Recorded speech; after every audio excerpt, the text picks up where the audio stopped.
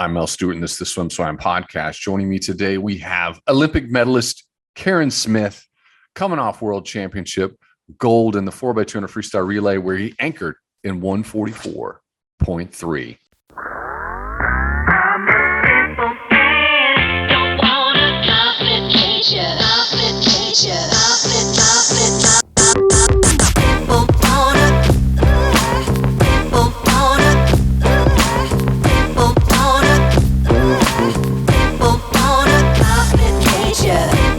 Buddy, at the top, I was going to ask you one question, but I have to get into that because that's just top of mind. That's a great split.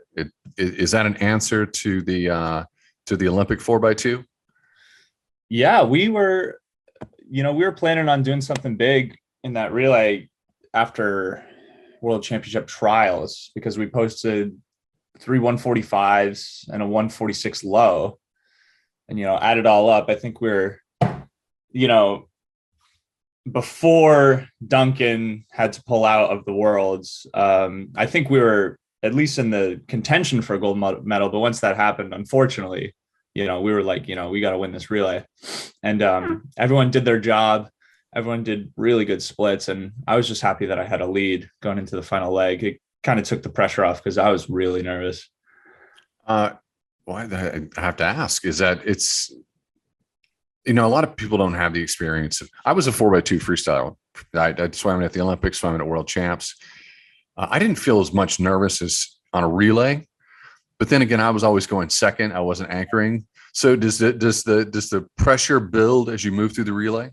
So this was the first time I've ever anchored in 8 free relay since coming to Florida. I did a few times in high school at like senior championship meets, but I was always leading off. Or my freshman year, I went second a couple of times, but I'd never been in the anchor spot. And, I felt nervous like I would before any race when Drew dove in. But by the time 4.5 minutes rolls around, I had to sit in that chair and just like look at my teammates, like killing it out there. I'm like, I don't want to blow it. I don't want to do anything wrong. Like, I just got so nervous sitting in the chair. And the first 100 was like ethereal. It's like crazy how little I felt. Like I didn't feel anything in my hands. Like I was numb. And I think I could attribute a really big relay performance because of, just good old fashioned adrenaline. 144.3. That's getting into you're owning your history. People talk about you years and years later. How do you feel about that? That's the fastest I've ever covered 4 lengths of the pool. So I was pretty psyched with that. Especially, I've said it a couple of times, like throughout the year, each meet got better and better and better.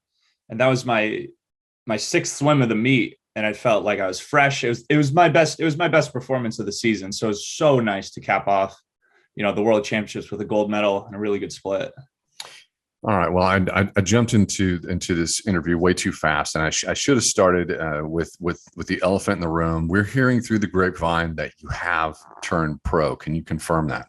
Yes, I have gone pro. I will be foregoing my extra year of eligibility. I'm very grateful to have competed for Florida collegiately my 4 years, score some points, swim on some big relays. But it's time to do what I've always dreamed of when I was a kid and in high school, even, swimming for a living. It's really cool to say that.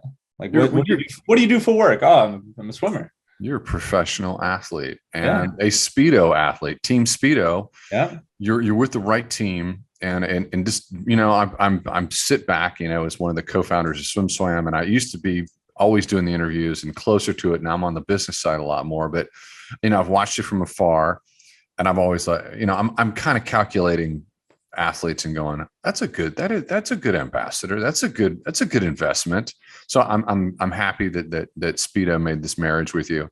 I find that they're, as a company, in terms of the professionalism, I was a Speedo athlete. I felt like that was a great relationship. What's your experience been like? It's been awesome. I think after the games, like just the 3 big signees were me, Erica, and Reagan. And we've been on junior team trips together, and like we've grown through the sport together. So it was really nice that they thought that we would be the great ambassadors of Speedo, like you said. So I'm very grateful for everything they've done to me. They treat me very well, and I love their product. It's what I look at is, these companies place bets. They're placing bets on athletes that are going to perform, that are going to carry their brand through years and years and years. And your range is stupid. I mean, I want to get into it later. I want to get into the transition from 200 IM to, 200 back and, to middle distance. I want that story, but I have to just pull this one swim out this past summer, 48.5 free. A lot of people might not pay too much attention to that, but I see a 48.5 with a guy that's 6'5" at your age, officially turning pro in the post-Olympic year. I like that swim. Tell me about how you felt about it. Yeah, I've been trying to get that into the program since sophomore year.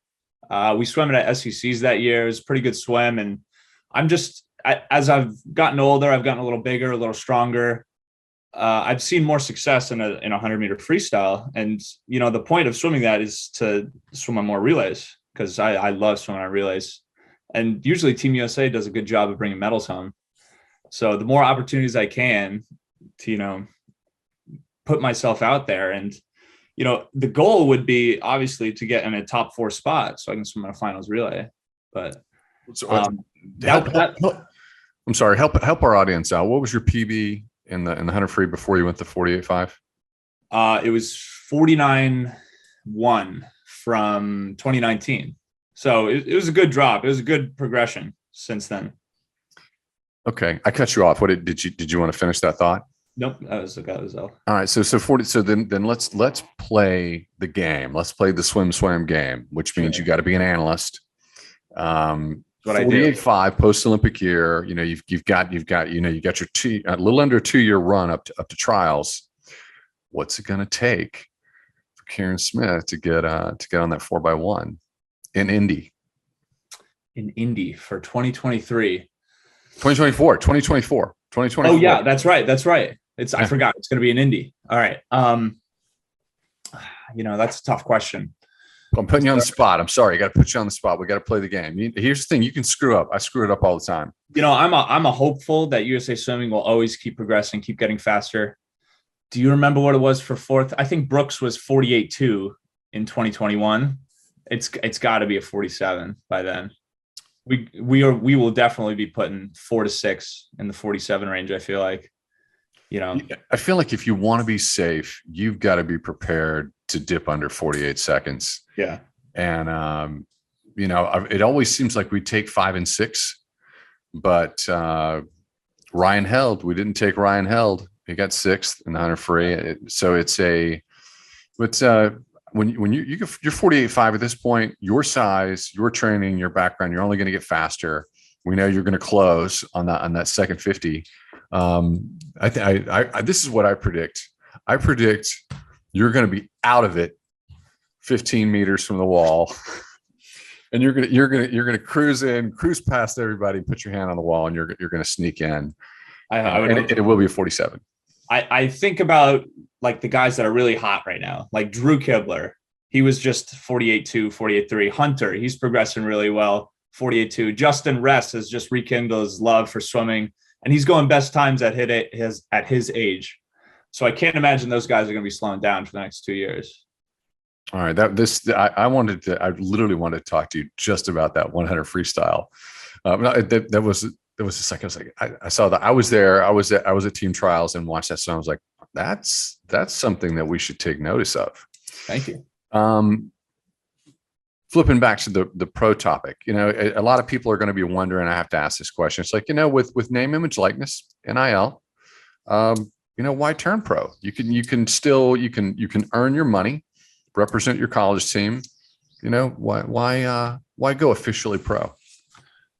I think for me, I would much prefer to have a little bit more flexibility on what types of competitions I can compete at and how I can peak during each point of the year. Like for the college season, obviously, there's such a huge emphasis on peaking in March so that you schedule your whole season plan to peak in March. But for a world or an Olympic trials, that's going to be a couple months later, you might gain something if you're able to peak at a different time and totally refocus your plan to that point. Plus, I would love to travel this fall, do some World Cups. If not Berlin, definitely Toronto and Indy. And of course, I got to go to Australia in December if I'm invited, because I was born there in Sydney, if you didn't know. Whoa. No, I didn't know that. No, that's an oversight on my part. Wow. Yeah, I would love to go back there and race in the homeland, even though I was only there for just a few weeks. Did you have the option to swim for Swimming Australia? No. And no, never. That's not the. No, I never got citizenship. I never got any special privileges from Australia. It's so fascinating. Yeah. I mean, they're like our brothers and sisters in the swim family. That's right. Yeah, because they take swimming serious, like real serious. You know, during like the Thorpe and Hackett era, they would sell out, 20,000 seat stadiums, I'm sure. It's a we interviewed Magnuson and we did like 6 hours with him. Basically, he's such a cool dude and great to talk to. And he described, our impression is that it's always such a big sport down under. And he described the Australian media as sort of moving away from swimming for a period of time. And that by the time he went to World Championships and won that 100 freestyle, that it wasn't being carried, the coverage wasn't being carried in prime time. Mm-hmm. But when he stepped up and became a star during his era, that they had to break into news and break into dramatic series shows on all the TV channels, and they ran his swims.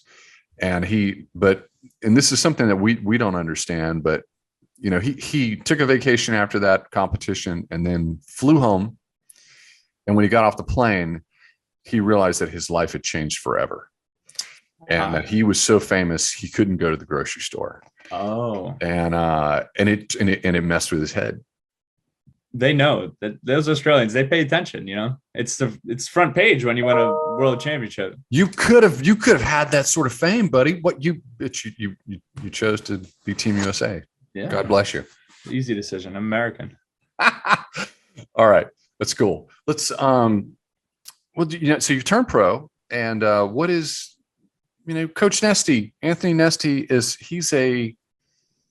seems like he obviously is supportive of this, and he certainly has his experience on the international level. Does it feel like an easy transition there in Gainesville to go from college to pro? Super easy. I mean, as of this year, the only people that are joining our professional team is me and Bobby. And we were already training with the college team last year, along with the pros that we already had in Gainesville. So as far as I know, we're going to stick to the same schedule. We're going to be swimming with the same people. And, we just got great support around us. I love all the pros that were traveling with us this year. And I'm excited to join them. It's something happened. I turned pro my junior year, and there's something that happens. And for me, it was like, I don't want to think about yards. I want to flip, and something did click in my brain. And I'm like, if you're ever going to make your moment in history and really just put it out there, the things that stand the test of time, it's in the long pool. It sounds to me like you're like, you know what? You have so many more options today. You turn pro, and you can go out there and earn prize money, real prize money. God, you could earn a lot of prize money. You show up at the right meets, and people aren't expecting it. You could pop off a fast 200 IM. Yeah, it's in the artillery. It's always been since high school. It's just that progressed a little bit slower than the freestyle since I got to college, but my IMs are still like A tier, events for me. Absolutely. Third at trials, right? That's right. 200 IM, third at trials. Before we get into your range, because I do want to talk about that a bit, and just ask about how you've transitioned over the years. Let's just play the fun TV game of Bob Bowman Pro Group versus the Anthony Nesty Pro Group? Who deserves the mantle as the greatest pro training group on earth? Do you know what I think we need to do? A dual meet. Yeah. Yes. We got to get a dual meet going. No, but seriously, Coach Bowman's group right now, I mean, they're exploding, obviously. Both places are great places to be right now. I was actually thinking about this last week. I think if you want to really thrive, not that you won't thrive at either or for specific events, but I think if you want to thrive for good strokes and good IM, you are Bob Bowman, he knows what he's doing with IMers, obviously. And, we got the freestyle on lock here in Florida. So either or option is pretty good if you want to progress your swimming career. I wonder how we spent, I think Reagan made the move there. Reagan Smith, your Speedo team athlete, teammate, and national teammate. And we wrote so many stories about this. And I was reading these endless stories about Bowman's Pro Group and what it means. And we're chasing, we're SwimSwam. So we're chasing the news, we're chasing the story. But in the back of my head, I'm going, I wonder how Anthony feels about this. I wonder how the Florida Pro Group feels about this, because it's kind of a great pro group. Are we overshooting this? What's going on here? But did you read that news and think to yourself, come on, guys? Well, for Reagan, she was already on the West Coast. So, that's a quick move. That's a good move for her. But no, I think it's good to have two different hotspots in the country. I think if a group might get too big, then it might be too competitive, a little bit of chaos. So I think our groups right now, they're good, really good. And both of these coaches are going to produce world champions, Olympic champions in the next 2 years. So it's a win-win for Team USA. Absolutely. All right. The SwimSwam, in my research, you were the number 8 high school recruit in the nation. We didn't see mid-distance freestyle. That's not what I was thinking back then when I was following the news. You made that transition freshman to sophomore year. What happened there? I don't really know. So I was like, my freshman year, I swam the IMs and the 200 backstroke at NCAAs. And I had a really good 4x2 relay split. I think I was 131 from a swing. So that summer at US Nationals, I was like, all right, I'm going to swim my IMs, but let's do some freestyle. And the 200 freestyle stuck out as the one. I mean, that was the event that I made the national team in for the first time. I was 146.2. And then the following year, my sophomore year, we started training a little bit more freestyle, especially like on quality days. We started doing some really good freestyle pace sets. And it was before SECs. And, I kind of planned to do the 2IM for the whole year on the first day. But then I'll be honest, Shane was throwing some hot 200 IMs down. I think he was 139 in the middle of the season. I was like, man, that's a really quick time. I'd love to race him. But at the same time, the 500 free wasn't looking too strong. So I was like, Coach, let's swim the 500 free. If it doesn't go well, we'll just switch to the 2IM for NCAAs. And that was the first time I went 406. I mean, did you like 416 before that? I was 416 from high school. That was my best time. So I dropped 10 seconds at SECs. God, that's got to feel good. Those moments in time. Here's the thing. You don't have moments like that. You have moments like that when you're in an age group somewhere. You don't have moments like that at that level. That's just weird. So when you touch the wall and you look up and you've been 416, you went and you go 406. Is there any way to describe what that moment is like? It was really strange because the swim just like never hurt. Like I was in such fantastic shape. I think I just absolutely nailed my taper for that meet. And like the swim was like effortless. I mean, I remember at 350, I was like, all right, let's kick it up a notch.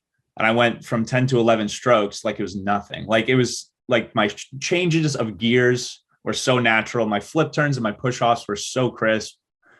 So it's like I touched the wall And like, I wasn't expecting 406, but with how far ahead I was, I figured that I was going to swim a good time. So, and that was like, you know, mind blowing for me. Let's be swim nerd. Try to go inside baseball based on, everything that I've seen in the last 3.5 decades. We see guys come out of college, women, but in their 500 free, those athletes translate to 200 meter free, 200 yard free at the NC2A level. People swim lights out, but we really don't see a 200 meter free. We see a 200 yard free. We see a 100 meter free. Sure. Is that something you think about? Is that something you've noticed? Is that, I think I don't necessarily agree with the 200 yard free to 100 meter free, because I think the guys that are naturally good at 100 free and long course, especially, so even in yards, those guys can fake it up to 200 because they just have their easy speed and they just have to hang on for the last 50.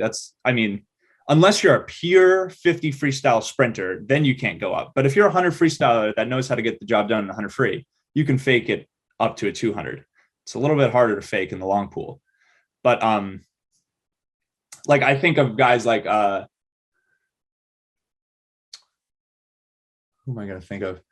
I think of Ryan Held. He has great 200 freestyles. He's gotten way better at 200 long course free, but he would rip 130s all the time, right? Even short course meters, it translates over to short course meters. He's been great on our 8 free relays at Worlds.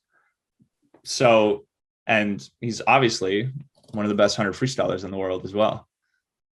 Yeah. Are you going to dip your toe into the 200 IM? Are you going to keep it in the wheelhouse, or? That's another thing about going pro, I think, is that I can race at all these competitions and have that range. I can swim 4 to 6 events at like a World Cup stop. And, it's not like it's going to be a focus meet. So I can just, swim a couple events a day, see which ones is progressing well. I'd love to keep the 200 back in the mix. So, if I have like 6 events to fall back on, like I'd love to keep all those in the schedule. Why not? Just keep them there. Everybody makes predictions this far out. It's fun. And it's but so much can happen, especially in the next 2 years.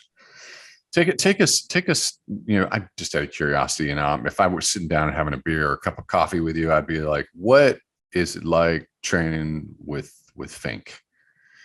Is he Sammy Save Up on everything he does? Do you own him in practice? Give me a taste. No to both of those questions. He's nowhere close to Sammy Save Up. We were doing an IM set before team trials in April. We were in short course meters. It was a variation of 400 IMs descend, 200 IMs descend, and 100 IMs descend. It wasn't too long of a set, but we were supposed to be descending up to a pretty good pace. And his first 400 IM short course meters was like 430, and they were on a pretty big interval too. It was like 530. I was like, and his next one was like 424. His last one was 417. And I was like, and by the 200 IMs, I was crushing him. And I was like, Bobby, why did you start out so hard? Like, and he said something really profound that I'm going to take this to heart this year. He said, you have to start out really fast so that the rest of the set hurts like a race. And I thought that was really, really great, because I started out softer. He crushed me on the IMs, but I had a lot of energy by the end of the set. Like, I was still cranking up good 100 IMs by the end. And, I think it's time to start dying a little bit more in practice. He's really good at that. Do you guys ever pull him aside and go, man, you've got so much nitro in that final 50. Could you not just, give us a little bit more oomph? That's his instinct, though. I mean, that's just pure racing instinct. It doesn't matter how tired he is flipping on the last 50. He's gonna turn himself inside out to get past you if he's behind. Like, you know what I'm saying? I do. It's not like he's saving energy for that last 50. He's tanked by the 350. but he's going to push to try to catch up. All right, fair enough. Before we hit record, you were telling me about your house, your suite mates. What's going on there? How close are you to campus? We're about 2 miles, mile and a half from campus. Do you ride your bike or take a Vespa to practice? Or I drive my car because I have a single speed bike that I used to bike a lot, but there is a pretty large hill. Campus is kind of like on a plateau, but there's a pretty large hill going up the street that I live on. And it's hard to get those single speed pedals turning over on that hill. I had to earlier this week because my car battery died. So that was fun getting back and forth onto campus with my bike. Yeah, but my house, we got some national champions in the house. We got Brennan Gravely, open water national champion, Kevin Vargas, newly crowned 400 IM champion, and myself. And yeah, we have a blast living together and swimming together. Those two are excellent, excellent trainers. So if anybody outside the bubble comes in, and do they get sick of the conversation? Does it sound like they're stepping into another universe with a different language? No, because usually the people that come in also speak the language. We're only friends with swimmers. And that's a warm, comfortable blanket, and it works for a long time. And of course, those friendships are going to last forever. Yeah. It's so I got to ask you. We're into August. It's we get some chill time. Are you out of the water? Are you just taking it easy? What's going on? I'm back in the weight room this week. I've been lifting weights this week. I've been out of the water since my last swim in Irvine. I was in the Outer Banks last week. I did a couple ocean swims. I got in the pool a couple days ago. But right now, I just got a new tattoo. So I gotta stay out of the water for a little bit longer. But I'll be back in early next week. It seems like Dressel gets his ink and he's in practice the next day, or maybe that's just the impression we have. Yeah, Caleb gets his tats during the season. So, he can't just miss practice. It's nice right now because we don't have any required practices. So I kind of scheduled to make sure that it heals, well. And I'll be ready to get back in next week. What did you get? I got gator scales on my thigh. So, I mean, I don't know if you can show your thigh on camera. Maybe let me stand up. And is this going to be safe for work? Yes, this will be safe for work. Oh, wow. Let me shut up. Hang on. Say something. Well, it's the back of an alligator that's going to be swimming this way. And it's like my skin would be the water, and it's surfacing above the water. And here are all the ripples on the side. So the head would be underneath here and its tail would be here, but I just got the back. All right. We got to look at it. That's a big flex. I love it. It's deep commitment. It's for a lifetime. Yeah.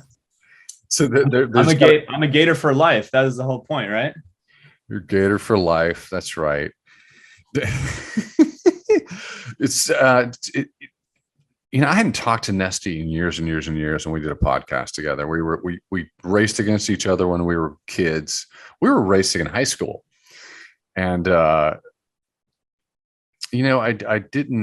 knew that he had been on this long, slow burn as a coach, and now he's one of the greatest coaches on earth. And I was just trying to get inside of his head, because this is not a career path I chose, and I was just trying to kind of figure out what was going on with him.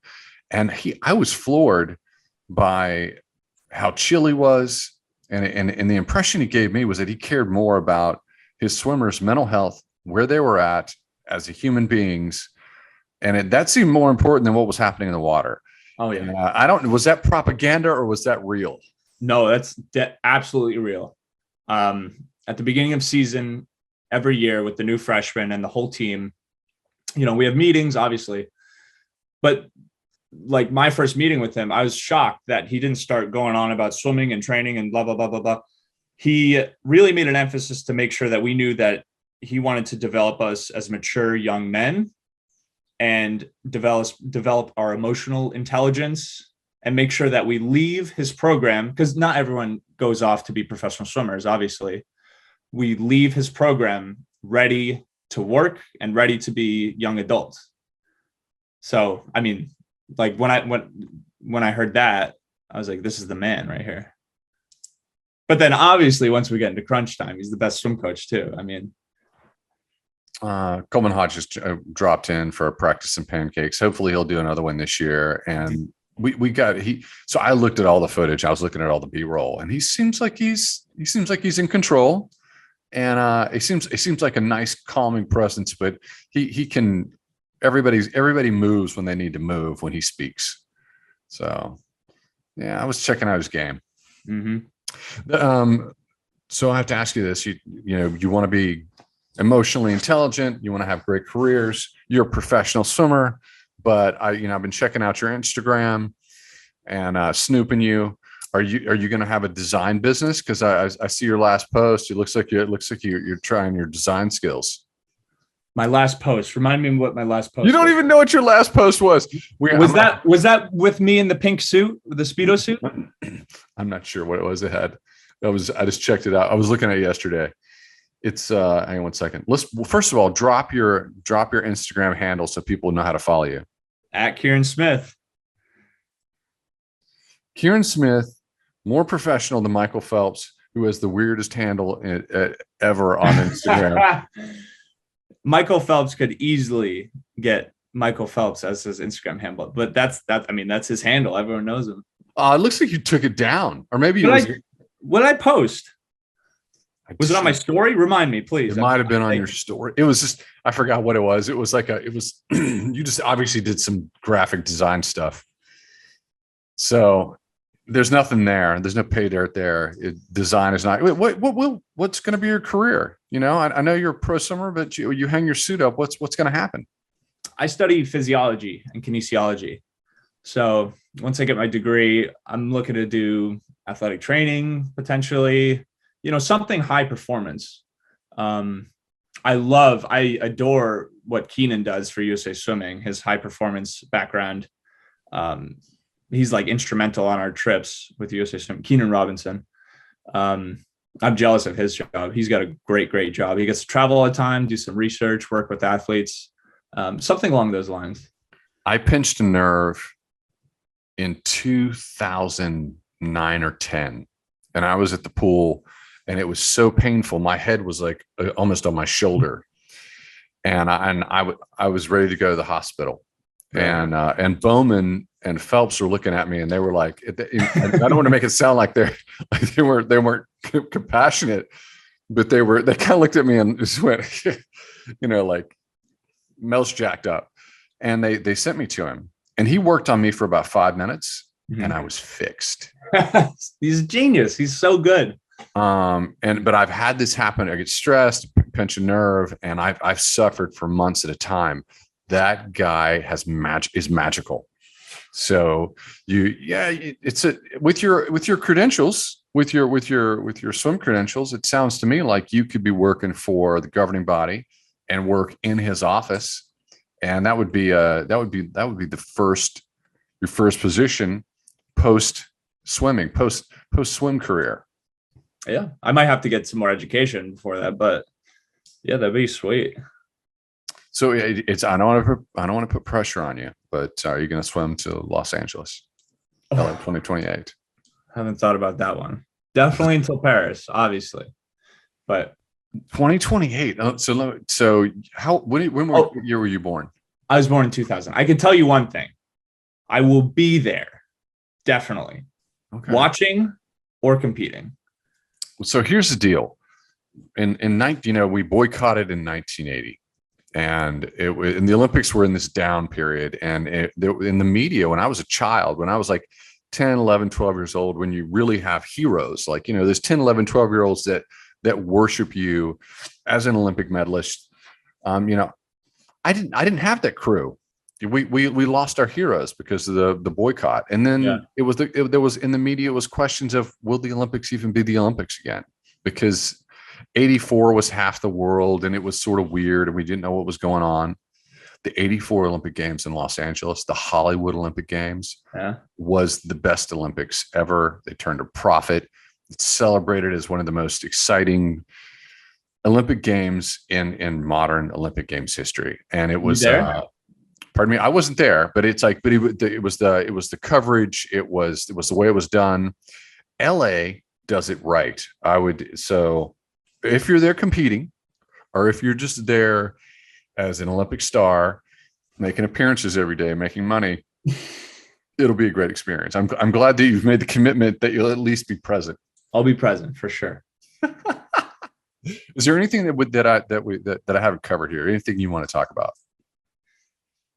Nothing else other than I'm really excited to get back in the water, get back into the swing of things. I'm in such a different spot than I was last year after the games. I got back in on time, but I was kind of like dreading having to go train every day for a little while. But this year I'm really focused. I'm really excited to get going again. I think not after a disappointing Worlds, but not reaching what I thought I could have this year. I'm really fired up to get going again. You know what? Coming out of the pandemic, everybody I've talked to off camera or even some publicly, people are spent. They're kind of burnt. And I feel like we're going to look back on this year and see this year as like, there's some gains, there's some things to be learned, but basically it was a pancake year. I think people need a breath to move on. Mm-hmm. So the fact that you did what you did this past summer, pretty impressive. Thank you. Thanks so much. And I want to come back to LA 2028 because you're a baby and I went a 48.5 this past summer. Uh-huh.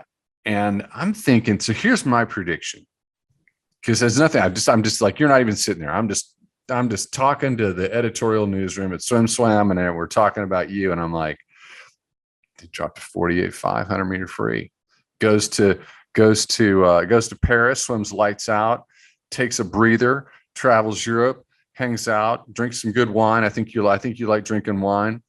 And then you're like, maybe I'll just swim 100 meters. Maybe I'll just swim through LA 2028 and do the 4x1. The 100 free for most men is kind of like fine wine. It gets better with age, right? Yes.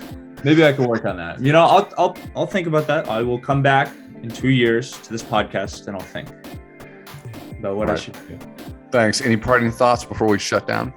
Thanks for having me on again. I was on in April of 2020, right after we all went home. So happy to be back.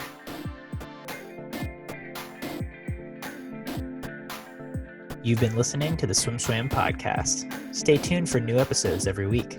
You can take SwimSwam Podcast on the go by subscribing on your favorite podcast platform.